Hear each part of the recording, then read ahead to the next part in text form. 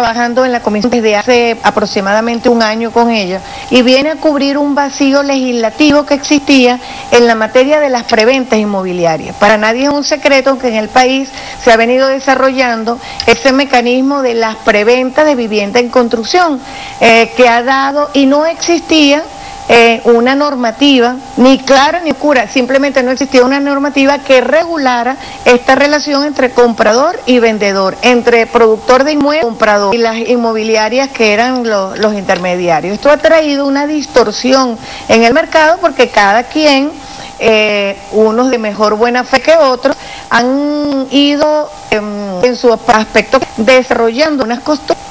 Entonces, en la recibiendo de denuncia, no solamente con el cobro inadecuado del índice nacional al precio consumidor, sino por la mora en la entrega de las viviendas por parte de los constructores, el cambio en el precio inicialmente pactado, el cambio de la negociación o de la preventa, el cambio de la estructura, comprabas una, te entregaba otro inmueble con otras características, ha traído como consecuencia que nosotros empezáramos a analizar, a estudiar y a proponer esta ley para remediar el asunto. Ahora, hace aproximadamente algunos meses recordamos que el diputado Darío Viva inició esta discusión en el país sobre el cobro de precios al consumidor.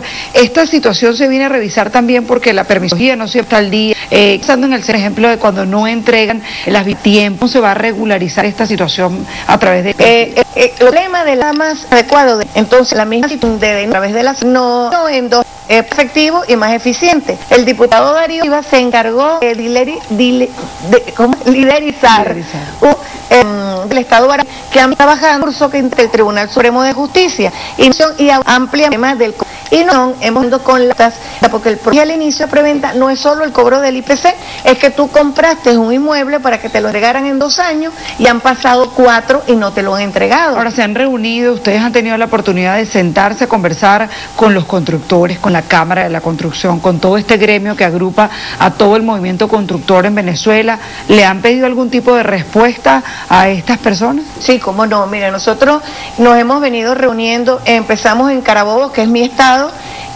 ahí nos reunimos, nos hemos reunido en todas partes con todos los involucrados. Nosotros no somos una comisión excluyente, somos una comisión que incluye, que oye a todos los sectores involucrados, porque esa es la manera de elaborar entre todos una propuesta en positivo y que todos tengan sentido de pertenencia, porque la idea es que podamos resolver con una visión holística del problema. ¿Qué les han dicho? ¿Con quién nos hemos reunido? Con la Cámara de la Construcción, con la Cámara Inmobiliaria, con los productores de inmuebles, con los afectados en todo largo y ancho del país, con las autoridades municipales.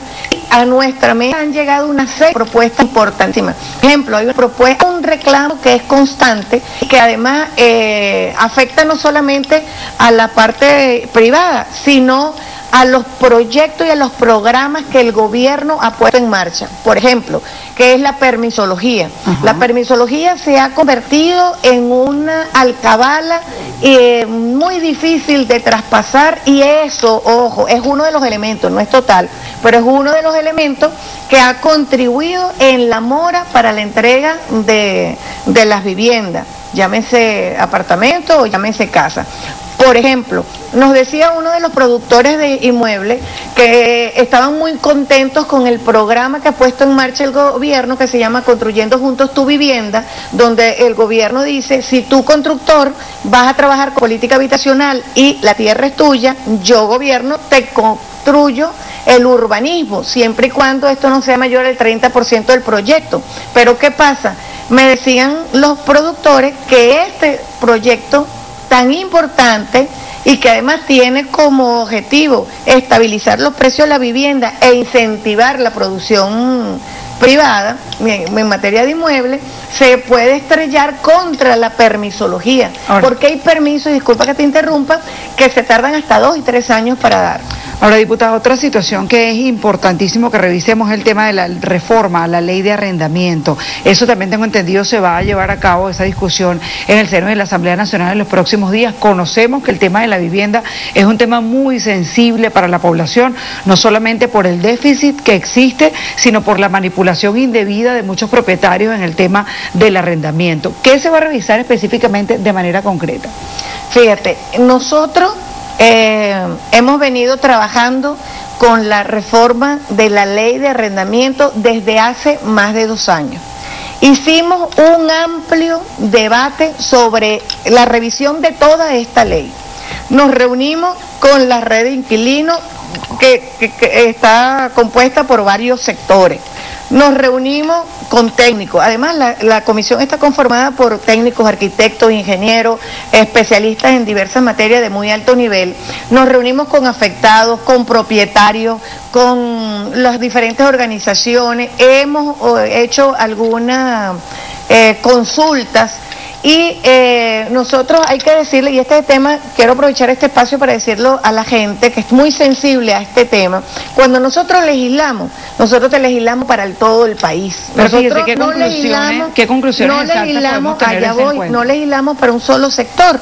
Entonces, de esa reforma yo podría decir que hay 2 elementos que son los más importantes. Debo decir que esta reforma todavía no ha sido aprobada en la comisión en el seno de los diputados. Una vez que se debata en la comisión y los diputados lo aprueben, es que va a pasar a plenaria. Las 2 propuestas. En concreto, uno, que nosotros estamos proponiendo cambiar el proceso judicial que existe en este momento, que no es acorde con la realidad.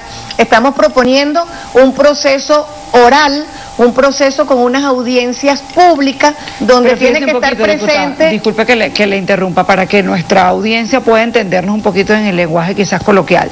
Se traduce en que esta ley de alguna manera va a revisar, por ejemplo, el cobro indebido de algunos inmuebles, se va a revisar, por ejemplo, que no se aumente el cobro también en zonas, o sea, de repente regularizar por zonas en Caracas, en el interior del país, cada uno de los precios que se cobran para arrendar un inmueble. Fíjate, ya te voy a explicar eso, porque por eso lo que pasa es que el tiempo no nos ayuda, ¿no?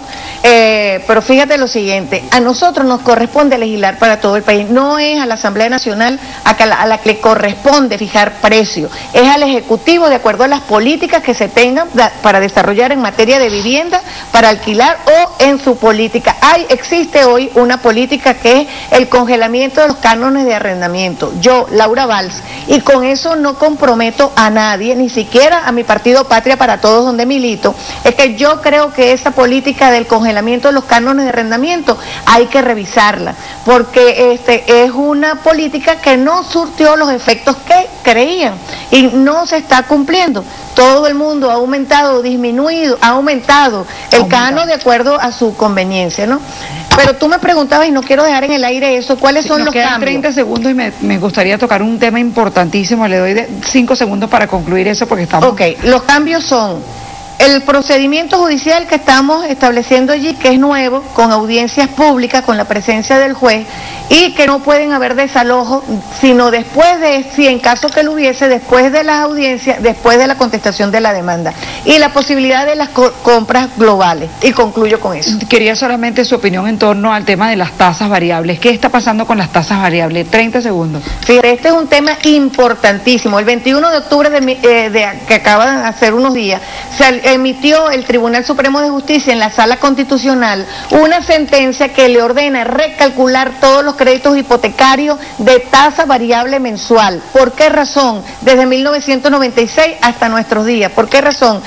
Debemos recordar que la sentencia de los créditos indexados le decía a la banca, señores, ya ustedes no pueden seguir aplicando la tasa que están aplicando, deben guiarse por la tasa semestral del Banco Central de Venezuela, que se va a publicar.